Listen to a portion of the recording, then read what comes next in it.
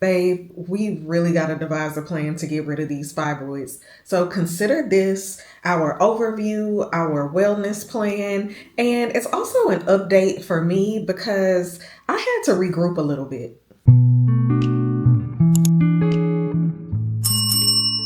Hey babe, so welcome back. If you have been here for a while, if you've been watching my vlogs over the last couple weeks, you know I had a little health setback, but I am much better now, and I did have to do some, I guess, reassessment or some tweaking of my current wellness plan. And so I wanted to share some of those updates with you, but really the purpose of this video is really to help you create your own wellness plan. So in this wellness update, I'm gonna break it down a little bit better, I think, to kind of just help give you a framework of what to do or what to consider when you are creating your wellness plan.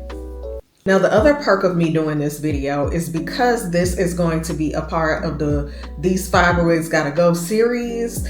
This will serve as almost like a table of contents or kind of even a little intro, because that first video I did, I considered that the intro, but this is probably the real intro because I am sharing pretty much all the areas that I'll be going through on this journey and that I'll be working on and things that I'll be sharing with you guys. So I am going to try my best to create some kind of Notion template for you guys to actually be able to physically add information into the template for your own wellness plan. But I have broken my plan down into 4 sections. The first section is the daily habits, the second is the weekly habits, the third is monthly habits, and the fourth is going to be our appointments and any kind of testing that we might have to get done. Let's start with the daily habits that I'm going to be working on. Some of my daily habits that I'm going to be working on, and I'm going to be glancing over here because I actually have my plan pulled up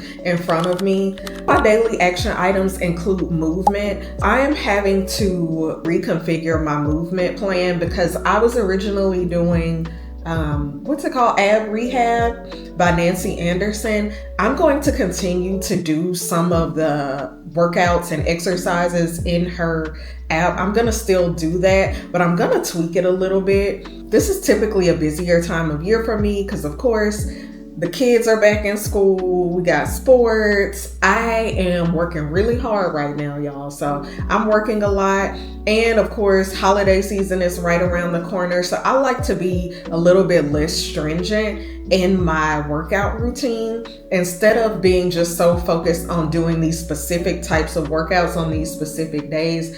I personally just set a step goal for myself. And in this case, I am going to be doing one of Nancy Anderson's programs. So I'll talk more about that later. Y'all stay tuned for that. In fact, everything that we talk about here, I am going to go more in detail or more in depth in another video. So don't worry, if you have more questions, do drop them in the comments because that'll help me whenever I'm filming my other vlogs or videos in this series.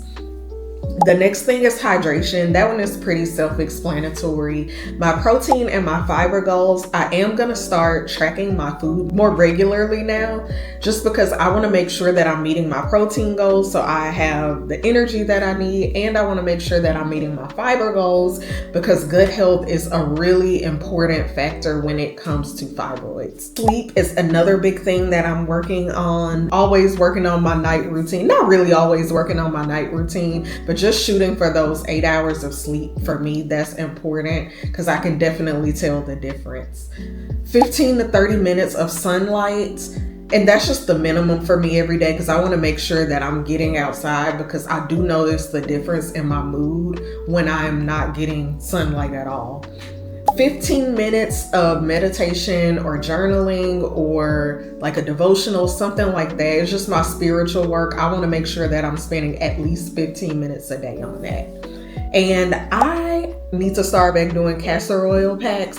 I was doing them pretty consistently for a while, but I kind of stopped. So that's something that I'm going to add in. Now, my big tip for creating your daily habits is, it sounds like I have a lot on here, but a lot of this stuff is stuff that I already do on a regular basis. But I really encourage you to start with 3 to 5 things, but also make sure that those things are actually relevant for you and what you have going on in your journey and your lifestyle. Make sure that that actually makes sense for you. For example, like I said, with the workout thing, I know that during this time of year, it might be a little bit harder for me to go to a workout class like I was doing before. It's hard for me to kind of commit that time in my schedule. So I just make it a point to make sure I'm getting those steps in, because that's going to help me just maintain where I am, but also still work towards my wellness goals. My weekly action items include acupuncture, which I do every week.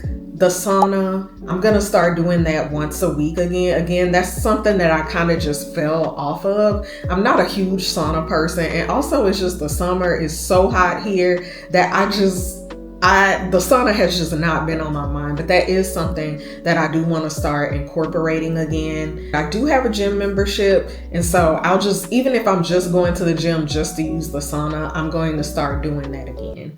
And the third thing that's on my weekly list is a magnesium bath at least once a week. Now, this is something that I just enjoy doing, and also it has its own benefits, and I'll link below. I have a blog post that talks more about the benefits of a magnesium bath. Now, I only have one monthly action item, and that is just simply to have a wellness day. Now, this is going to look a little bit different. It's not going to be something that is standard for every single month. It's just going to be based on what I feel like I'm needing at that time. So that day might include me going to get a massage, and maybe going to eat lunch somewhere, or maybe I am sleeping in a little bit that day, and then I don't know, maybe going to try some new wellness treatment or something like that. But it's really going to be up to me. It's going to be contingent on what I feel like I need the most. And the reason that I'm doing this is because I want to make sure that I have one day that I am fully centering myself every single month. Now, this was just a general overview of my wellness plan.